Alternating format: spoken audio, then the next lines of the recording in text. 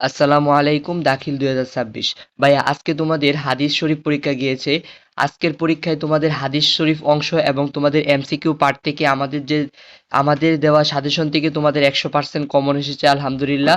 তো ভাইয়া, আগামীকালকেই তোমাদের হচ্ছে আকাইদ ও ফিকা পরীক্ষা। তোমাদের হাতে আর মাত্র একটা রাত সময় আছে। এই পরীক্ষার মাঝখানে কিন্তু তোমরা কোনো সময় পাচ্ছ না, একটানা তোমাদের 4টা পরীক্ষা হবে, তোমরা সকলেই জানো। তাই দেরি না করে তোমাদের জন্য আকাইদ ও ফিকা যেই 100% কমন ফাইনাল সাজেশনটি ছিল সেটা তোমাদের জন্য নিয়ে আসলাম। তোমাদের আকাইদ ও ফিকা থেকে এমসিকিউ থাকবে 40 নাম্বার এবং তোমাদের প্রশ্ন থাকবে তোমাদের 60 নাম্বার। তোমাদের যে প্রশ্নের মানবন্টনটা আছে, আমি তোমাদেরকে প্রশ্ন বুঝিয়ে দেওয়ার সাথে সাথে মানবন্টনটাও বুঝিয়ে দিব। তাহলে তোমরা মনোযোগ সহকারে ভিডিওটি দেখো, না টেনে ভিডিওটি দেখবা। সম্পূর্ণ ভিডিওটা তোমরা মনোযোগ সহকারে দেখে আমি যে সাজেশনটা দিচ্ছি, আমি তোমাদেরকে বলবো, কেউ যদি এই সাজেশনটা ফলো করে এবং ভালোভাবে এই সাজেশনটা তোমরা কমপ্লিট করে পরীক্ষার হলে যাও, আমি কথা দিচ্ছি তোমরা অবশ্যই তোমরা এখান থেকে 100% কমন পাবা ইনশাল্লাহ। তাহলে দেখো, সাজেশনে তোমাদের যে অংশটা তোমাদের প্রশ্নে প্রথমেই থাকবে সেটা হচ্ছে তোমাদের আকাইদ অংশ। এই আকাইদ অংশ থেকে ভাইয়া তোমাদের প্রশ্নে 2টা প্রশ্ন থাকবে। তোমাদের আকাইদ অংশ থেকে কয়টা প্রশ্ন থাকবে? 2টি প্রশ্ন থাকবে। এই আকাইদ অংশ থেকে তোমাদের থাকবে 10 নাম্বার। তোমরা যদি আকাইদ অংশে 10-এ 10 পেতে চাও, অবশ্যই তোমাদেরকে আমি যেই 3টা প্রশ্ন দিতেছি, তোমাদেরকে আকাইদ অংশ থেকে তোমাদেরকে যেই 3টা প্রশ্ন দিব, মাত্র 3টা প্রশ্ন দিতেছি। এই 3টা প্রশ্ন যদি তোমরা পড়ে যাও, এই আকাইদ অংশ তোমাদের শেষ। এই আকাইদ অংশ এই 3টার মধ্যে থেকে তোমাদের 2টা প্রশ্ন আসবে ইনশাল্লাহ, একটা আসবে ইনশাল্লাহ। এখান থেকে তোমরা একটা কমন পেয়ে যাবা, তোমরা এটা ধরে রাখো 100%। তাহলে দেখো, আকাইদ অংশ থেকে 1 নম্বরে যে প্রশ্নটা তোমরা শিখবা সেটা হচ্ছে আকিদায়ের সংজ্ঞা দাও, আকিদার প্রয়োজনীয়তা লেখো এবং অথবা আকিদা শব্দের অর্থ কি, আকাইদে সহি এর গুরুত্ব লেখো। প্রশ্নটা বুঝতে পারছো তোমরা? 1 নম্বরে এই প্রশ্নটা শিখবা তোমরা। 2য় নম্বরে যে প্রশ্নটা শিখবা সেটা হচ্ছে কোরআন ও সুন্নাহর আলোকে ঈমানের পরিচয় দাও। 2য় নম্বরের প্রশ্নটা হচ্ছে কোরআন ও সুন্নাহর আলোকে ঈমান এর পরিচয় দাও। তারপর হচ্ছে আল মুমিনুল কামেল মানে পূর্ণাঙ্গ মুমিন হওয়ার জন্য কি কি গুণাবলী অপরিহার্য। তোমরা গাইডে সবগুলো প্রশ্ন একদম সুন্দরভাবে পেয়ে যাবা। ওইখান থেকে তোমরা প্রত্যেকটা প্রশ্ন, যদি একটা প্রশ্নে তোমরা 10-এ 10 পেতে চাও, ভালোভাবে হুবহু তোমরা প্রশ্নটা শিখে ফেলবা। তাহলে দেখো ভাইয়া, মনোযোগ সহকারে দেখো, তোমাদের 2য় প্রশ্নে বলতেছে আল মুমিনুল কামেল মানে পূর্ণাঙ্গ মুমিন হওয়ার জন্য কি কি গুণাবলী অপরিহার্য, অথবা আল মুমিনুল ইমানিয়া কি কি, বিস্তারিত লেখো। এ হচ্ছে তোমাদের আকাইদ অংশের 2টা প্রশ্ন গেল। এই 2টা প্রশ্ন তোমরা শিখবা। আমি আশা করি এই 2টা থেকে তোমাদের একটা কমন পড়ে যাবে ইনশাল্লাহ। যদি এই 2টা থেকে না থাকে তাহলে কি করবা? তাহলে তোমাদেরকে আমি এক্সট্রা একটা প্রশ্ন দিয়ে দিতেছি। এই প্রশ্নটা তোমরা ওই 2টা প্রশ্ন শিখার পর শিখবা। সেটা হচ্ছে মিরাজের পরিচয় দাও, কোরআন ও সুন্নাহর আলোকে মিরাজের ঘটনাটি লিখো। বুঝতে পারছো?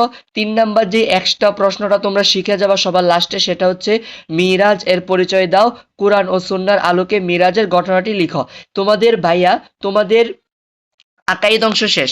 তোমাদেরকে যে 3টা প্রশ্ন দিলাম, 2টা মেইন প্রশ্ন দিলাম এবং একটা এক্সট্রা প্রশ্ন দিলাম, এখান থেকে এই 3টা প্রশ্ন যদি কেউ পড়ে যায়, আমি বলবো যদি এই 3টা প্রশ্ন যদি কেউ পড়ে যায়, তাহলে সে এখান থেকে 10-এ 10 লেখে তারপর পরীক্ষার হল থেকে বের হতে পারবে, আমি তোমাদেরকে কথা দিতেছি। তারপর দেখো, তোমাদের পরের যে অংশটা থাকবে সেটা হচ্ছে ফিকা অংশ। এই ফিক অংশ থেকে তোমাদের 2টা প্রশ্ন আনসারই করতে হবে। এখান থেকে তোমাদের 3টি প্রশ্ন থাকবে। এই ফিক অংশটা কিন্তু খুবই গুরুত্বপূর্ণ ভাইয়া। এখান থেকে যদি তোমরা 2টা প্রশ্ন আনসার করতে চাও, তোমাদেরকে মাত্র 4টা প্রশ্ন আমি তোমাদেরকে দিতেছি। এখান থেকে একটা আসবেই আসবে ইনশাল্লাহ, এখান থেকে একটা থাকবে 100% ভাইয়া।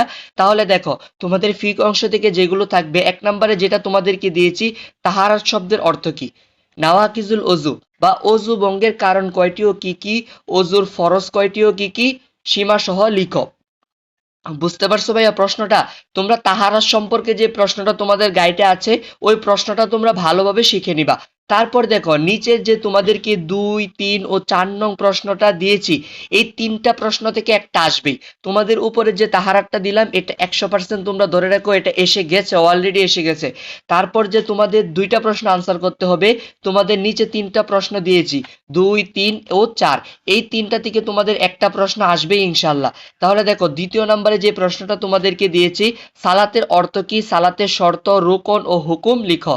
3য় নম্বরে যেটা শিখবা সেটা হচ্ছে জামাতে নামাজের বর্ণনা দাও, ইমামতির জন্য অধিক যোগ্য কে, আলোচনা করো। ভালো করে তোমরা প্রথমে প্রশ্নটা বুঝবা, তারপর তোমরা বিস্তারিত লিখবা। তৃতীয় নম্বরে যে প্রশ্নটা তোমাদেরকে আমি বলে দিয়েছি সেটা হচ্ছে জামাতে নামাজের বর্ণনা দাও, ইমামতির জন্য অধিক যোগ্যকে আলোচনা করো। 4 নম্বরে যে প্রশ্নটা শিখবা সেটা হচ্ছে সালাতুল জুমা আদায় হওয়ায় ও ফরজ হওয়ার শর্তাবলী কি কি, সালাতুল জুমা কার উপর ফরজ নয় বর্ণনা করো।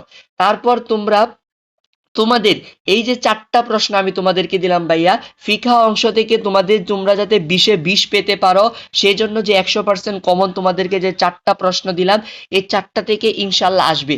যদি এই 4টার বাহিরে কোনো প্রশ্ন থাকে, অথবা তোমাদের একটা অধ্যায় আছে হজ অধ্যায়, তোমরা সকলেই জানো তোমাদের ফিকহ অংশে একটা অধ্যায় আছে হজ অধ্যায়, এই হজ অধ্যায় থেকে তোমাদের যদি প্রশ্ন তারা করেই ফেলে, তাহলে যে প্রশ্নটা তোমাদেরকে করবে সেটা হচ্ছে হজের পরিচয় দাও, হজ কত প্রকার ও কি কি, আফদলুল হজ মানে সর্বোত্তম হজ কোনটি, হজের ফরজ ও ওয়াজিবগুলো বর্ণনা করো, কার উপর হজ ফরজ বর্ণনা করো। এই 5 নাম্বার যে প্রশ্নটা তোমাদেরকে আমি দিতেছি এটা হচ্ছে এক্সট্রা প্রশ্ন ভাইয়া, ওইগুলো তোমাদেরকে 100% কমন, এটাও কিন্তু 100% কমন। ওইগুলো শিখার পর তোমরা এটা শিখবা। যদি হজ অংশ থেকে তারা প্রশ্ন করে তাহলে এই প্রশ্নটাই তোমাদেরকে দিবে 100% কমন। এই হলো তোমাদের ভাইয়া ফিক অংশ। ফিক অংশ তোমাদের শেষ। তারপর যে অংশটা থাকবে তোমাদের উসুলুল ফিক। আমি উসুলুল ফিকের জন্য তোমাদেরকে মাত্র 2টা প্রশ্ন দিতেছি ভাইয়া, এই 2টা থেকে একটা কমন। আর কি চাও তোমরা, 2টা প্রশ্ন শিখলে একটা কমন, এখান থেকে 100% একটা কমন থাকবে। তাহলে দেখো 1 নম্বরে যে প্রশ্নটা তোমরা উসুলুল ফিক থেকে শিখবা সেটা হচ্ছে খাস কাকে বলে, খাস কত প্রকার ও কি কি উদাহরণ সহ আলোচনা করো। 1 নম্বর প্রশ্ন গেল। দ্বিতীয় নম্বরে যেটা শিখবা সেটা হচ্ছে আম কাকে বলে, আমের হুকুম কি, আম ও খাস এর মধ্যে পার্থক্য কি আলোচনা করো। তোমরা বুঝতে পারছো উসুলুল ফিক তোমাদের 10 নাম্বার থাকবে, একটা প্রশ্ন তোমাদেরকে কি করতে হবে, আনসার করতে হবে।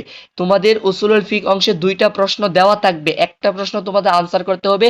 আমি তোমাদেরকে 2টা প্রশ্নই মাত্র দিলাম, এই 2টা যদি কেউ শিখে সে একটা কমন পাবে ইনশাল্লাহ, 100% কমন ধরে রাখো। তোমাদেরকে কথা দিতেছি যে সাজেশনগুলো আমি দিচ্ছি এখান থেকে কিন্তু 100% সবগুলো পরীক্ষাতে কমন থাকতেছে ভাইয়া। তারপর দেখো তোমাদের যে অংশটা থাকবে সেটা হচ্ছে আখলাক অংশ। এই আখলাক অংশ যদি তোমরা ভালো করতে চাও আমি অবশ্যই বলবো আমি তোমাদেরকে মাত্র এই আখলাক অংশ যাতে তোমরা কমন পাও, হুবহু কমন পাও, 100% কমন পাও, সেজন্য তোমাদের জন্য কষ্ট করে মাত্র 2টা প্রশ্ন অ্যানালাইজ করে দিয়েছি, মাত্র 2টা প্রশ্ন।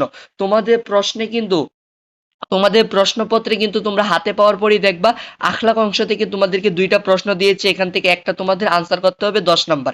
এই 10-এ 10 যাতে তোমরা পেতে পারো ভাইয়া সেজন্য আমি তোমাদেরকে মাত্র 2টা প্রশ্ন দিলাম। এই 2টা প্রশ্ন যদি শিখো এখান থেকে একটা হুবহু কমন থাকবে। হুবহু কমন মানে কি বুঝতে পারতেছো, আগামীকাল অলরেডি তোমাদের এই প্রশ্নটা এসে গেছে। তাহলে দেখো 1 নাম্বার প্রশ্ন যেটা থাকবে সেটা হচ্ছে হুসনুল মুআমালা মানে কি উত্তম আচরণ, লেনদেন বলতে কি বুঝো এর গুরুত্ব আলোচনা করো। দ্বিতীয় নম্বরে যে প্রশ্নটা তোমাদের থাকতে পারে সেটা হচ্ছে তাওবা এর পরিচয় দাও, তাওবা করার পদ্ধতি এর ফজিলত আলোচনা করো। এই 2টা প্রশ্ন যদি শিখতে পারো আখলাক অংশ এনাফ, এখানেই এনাফ। এই 2টা প্রশ্ন শিখলেই তোমাদের আখলাক অংশ থেকে তোমরা 100% কমন পেয়ে যাবে একটা প্রশ্ন ভাইয়া। তারপর তোমাদের যেই অংশটা থাকবে সেটা হচ্ছে তো ভাইয়া তোমাদের ইলমুল ফিক ও উসুলুল ফিক এর ইতিহাস। এইটা একটু টাফ হয়, তোমাদের মনে থাকে না, অনেকেই তোমরা বলো ভাইয়া এই প্রশ্নটা শিকার পরও আমাদের মনে থাকে না। আমি তাই তোমাদেরকে বলবো ইলমুল ফিক ও উসুলুল ফিক এর ইতিহাস তোমরা একটু গুরুত্ব দিয়ে শিখবা। এই প্রশ্নটা লিখলেও অনেকটা বড় করে লিখতে হয়, সেই কারণে আমি তোমাদেরকে একদম কম করে এই সাজেশনটা দিয়েছি। 1 নম্বরে তোমরা যেটা শিখবা সেটা হচ্ছে কুদুরি গ্রন্থকারের জীবনী ও কুদুরি গ্রন্থের বৈশিষ্ট্য বর্ণনা করো। দ্বিতীয় নম্বরে যেটা শিখবা সেটা হচ্ছে উসুলুল শাসি ও কুদুরি কিতাবদ্বয়ের মাঝে পার্থক্য সহ উভয় কিতাবের বৈশিষ্ট্য বর্ণনা করো। দ্বিতীয় নম্বর প্রশ্নটা তোমরা বুঝতে পারছো, দ্বিতীয় নম্বর প্রশ্নটা হচ্ছে উসুলুল শাসি ও কুদুরি কিতাবদ্বয়ের মাঝে পার্থক্য, এই 2টা কিতাবের মধ্যে কি পার্থক্য এর বৈশিষ্ট্যটা তোমরা বর্ণনা করবা। তারপর তৃতীয় নম্বরে যে প্রশ্নটা শিখবা সেটা হচ্ছে ইলমুল ফিক এর উৎপত্তি ও কর্মবিকাশের ইতিহাস সংক্ষেপে আলোচনা করো। ভাইয়া এটা কিন্তু খুবই ইম্পর্টেন্ট।